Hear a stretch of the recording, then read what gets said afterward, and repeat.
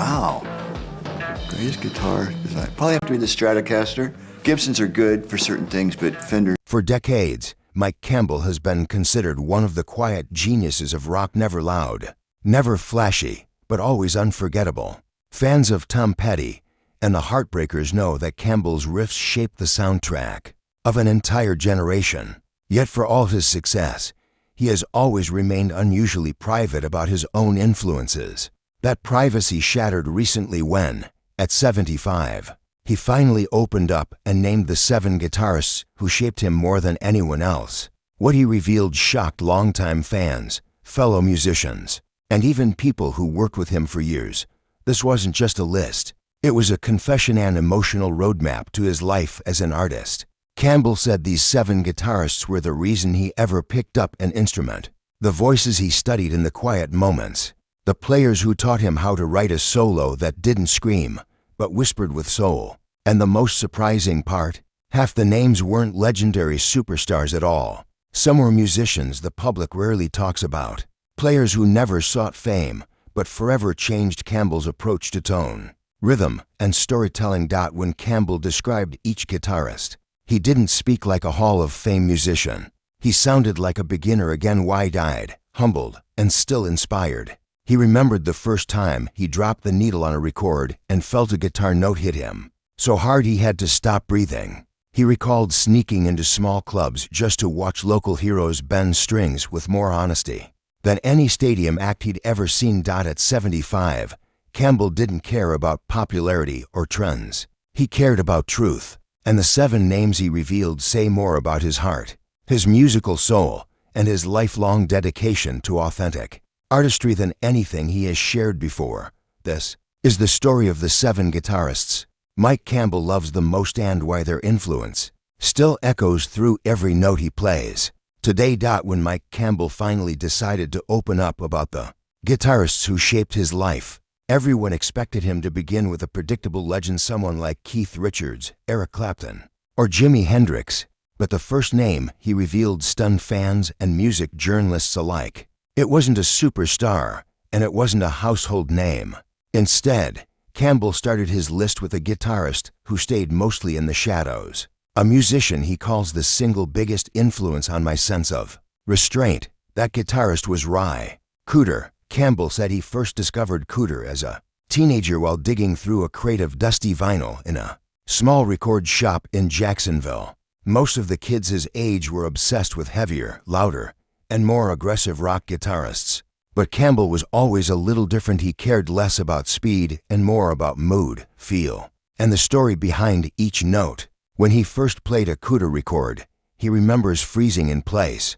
The tone wasn't flashy, the phrasing wasn't complicated, but the emotion, it was overwhelming. Campbell described that moment as being like someone turning on a light in a room I didn't know I was sitting in. He realized guitar playing didn't need to be fireworks, it could be poetry. Every slide, every bend, every subtle shift in Cooder's phrasing taught him that silence could be as powerful as sound. As a young musician trying to find his voice, Campbell spent hours sitting alone with his guitar, replaying Cooder's tracks and trying to decode the magic. He wasn't trying to copy the notes. He was trying to understand the intention. Why did Cooder lift his finger here? Why did he delay that slide? Why did he choose a whisper instead of a scream? These questions became the foundation of Campbell's playing. And years later, when he joined Tom Petty and the Heartbreakers, it was Cooder's influence that shaped the delicate, haunting guitar lines on early hits like Breakdown, American Girl, and Mary Jane's Last Dance. Petty himself once joked that Campbell had the quietest fireworks in the business. Campbell said Cooder taught him that a guitarist doesn't need to stand in the spotlight to change the entire direction of a song. Instead, the best musicians disappear into the music and let the feeling lead the way. This philosophy became Campbell's signature, and fans quickly recognized that no matter how big the band became, he always played with humility. Even today, at 75, Campbell says he still listens to Ry Cooder when he needs to reset. Whenever he feels he's playing too much, too loud, or too fast, he returns to those old records, the ones that first taught him the beauty of restraint. Cooder reminds me of who I wanted to be long before I knew who I actually was. he said with a quiet laugh. Starting his list with Ry Cooder wasn't just a tribute, it was a confession. It revealed that behind all the fame, success, and legendary performances, Campbell still sees himself as a student. And the first teacher who truly changed him wasn't a rock god, it was a musician, whose subtle genius carved a path for him long before the world ever knew his name. The second name on Mike Campbell's list was much more expected, yet the story behind it was far deeper than fans ever imagined. When Campbell revealed Keith Richards as one of the most important influences of his life, no one was surprised. What did surprise people, however, was why Richards mattered so much to him, not for his riffs, not for his fame, but for something far more personal: fearlessness. Campbell said he first heard the Rolling Stones when he was around 12 or 13. Most kids loved the rebellious swagger of Mick Jagger, but Campbell was drawn immediately to the raw, unapologetic playing of Richards. Keith didn't care about being perfect, Campbell explained. He cared about being true. The idea, that authenticity, mattered more than technical perfection became one of the guiding rules of Campbell's entire musical career. He remembers sitting in his bedroom, the cheap turntable spinning a worn-out Stones album, and feeling something stir inside him. Richards didn't sound like he was following rules. He sounded like someone tearing the rule book apart. His guitar parts were jagged, loose, even reckless at times, and yet they fit the songs perfectly. Campbell realized that music didn't need to be smooth to be powerful, it needed to be alive. When he grew older and began playing in bars and small clubs, Campbell often found himself channeling Richards' energy. Before each show, he would listen to Gimme Shelter or Street Fighting Man to remind himself that boldness mattered more than polish. Keith made me brave, Campbell said. He taught me to stop worrying about mistakes and start trusting my instincts.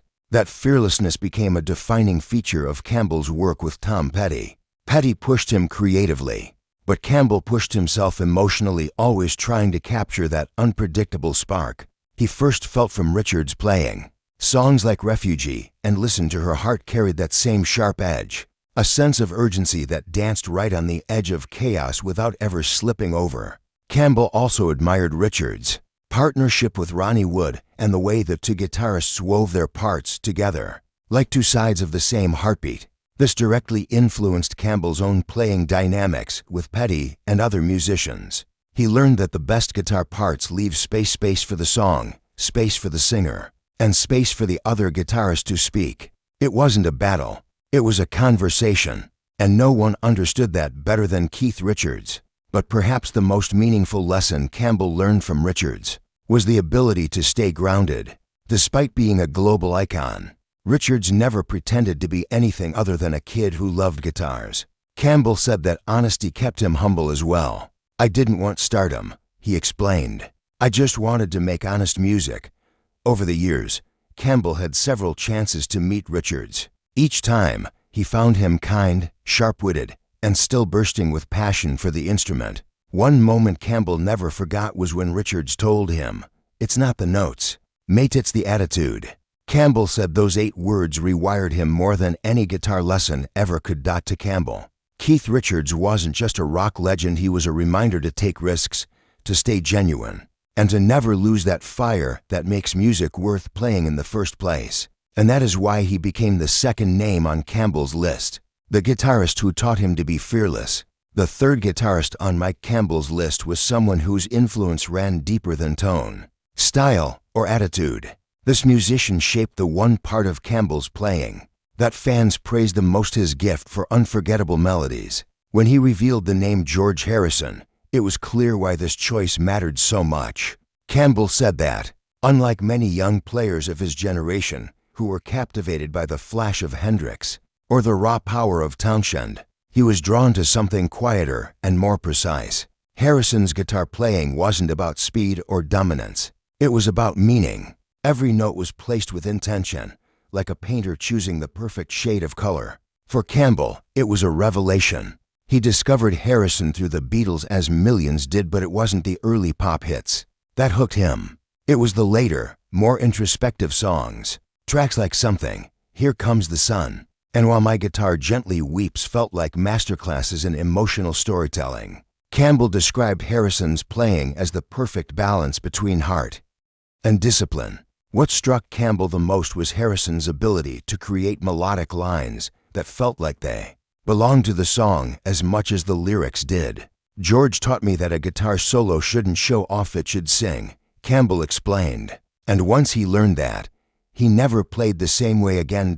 As a young guitarist, Campbell would sit for hours trying to capture the spirit of Harrison's phrasing. He wasn't interested in copying licks. He wanted to understand the musical mind behind them. How did Harrison know when to hold back? How did he know when to lean into a phrase, when to bend a note just slightly sharp, when to let a moment breathe? Campbell said studying Harrison taught him the power of patience, waiting for the right moment, instead of filling every space. That influence is heard clearly throughout Campbell's career. Songs like The Waiting, You Got Lucky, and Learning to Fly carry that unmistakable melodic clarity guitar lines that become part of the song's identity, almost like a second voice singing alongside Tom Petty. But Campbell also connected with Harrison on a personal level. He admired Harrison's spiritual perspective, the way he viewed music as something bigger than ego or fame.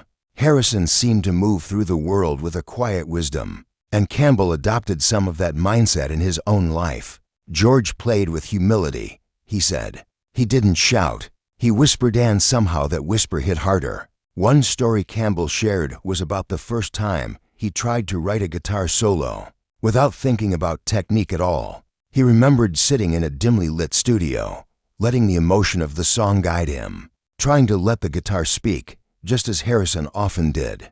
That solo eventually became one of Petty's most beloved guitar moments. Campbell now credits to Harrison's influence. Campbell also noted that Harrison's slide guitar work had a profound impact on his sense of expression. Harrison's slides were poetic, smooth, controlled, almost vocal in quality. Campbell said he learned that slide playing wasn't about movement. It was about emotion traveling from one note to another. That lesson stayed with him for decades. Even at 75, Campbell still revisits Harrison's catalog when he needs inspiration. He said Harrison reminds him that music isn't about how much you play, it's about how deeply you play. The restraint, the emotion, the melodic intelligence, those qualities continue to shape Campbell's sound to this day. For Campbell, George Harrison wasn't just an influence. He was a teacher, a guide, and a quiet companion through every musical chapter of his life. And that is why Harrison became the third name on his list, the guitarist who taught him the art of melody. The fourth guitarist on Mike Campbell's list was someone whose playing went beyond technique, melody, or fame. This musician taught him the essence of soulful expression, how to make the guitar sing, cry, or laugh along with the music. When Campbell revealed the name B.B. King, fans immediately understood why this choice mattered so profoundly. Campbell said he first discovered B.B. King as a teenager, listening to records late at night in his bedroom. He was struck not just by the tone, the vibrato, the sustain, the clarity, but by the emotional honesty that flowed from every note. B.B. didn't play fast, Campbell recalled, but every note mattered. He made you feel everything he was feeling without saying a word. That realization changed how Campbell approached the instrument. Where many guitarists focus on speed, Campbell learned that emotion trumps technique. B.B. King taught him that even a single sustained note, played with intention, could tell an entire story. Campbell began to see the guitar not as a weapon for flashy solos, but as a voice, capable of expressing heartbreak, joy, or longing with subtlety and power. During his early years with Tom Petty, Campbell carried this lesson into every recording and performance. Whether crafting a delicate riff for a ballad or a driving solo for a rock anthem, he focused on feeling first. Songs like You Got Lucky and Free Fallin' carry that same soulful essence, the influence of B.B. King woven into each note. Campbell's ability to make the guitar resonate emotionally became one of his defining traits, earning him respect not just as a skilled player, but as a musician with heart. He also reflected on B.B.'s stage presence. He never overplayed, Campbell said. He let the music breathe. Every pause, every slide, every subtle bend was deliberate. It was a masterclass in knowing when to step back and when to step forward. Campbell admitted he tried to emulate that balance, learning that restraint often speaks louder than technical prowess, even in private practice. Campbell continues to study King's phrasing. He listens to B.B.'s recordings repeatedly, paying attention to timing, vibrato, and emotional weight. It's endless inspiration, Campbell explained. Every time I listen, I find something new. That's the mark of true artistry. But beyond the technical lessons, B.B. King taught Campbell humility. Despite being one of the most celebrated guitarists in history, King's demeanor, generosity, and love for music reminded Campbell that true musicianship is as much about character as skill. Campbell said that lesson guided him through decades of touring, recording, and collaborations, shaping not only his playing, but his relationships with other musicians. By the time Campbell finished discussing B.B. King, it was clear why this guitarist held such a permanent place in his heart. He wasn't just teaching notes or solos, he was teaching the soul of music itself. And for Mike Campbell, who has spent a lifetime perfecting the art of musical expression, that lesson is invaluable. At 75, Campbell's list of 7 favorite guitarists isn't just a collection of names, it's a reflection of the people who shaped his mind, his hands, and most importantly, his heart as a musician. B.B. King, along with the others, represents everything Campbell learned about playing with authenticity, emotion, and soul.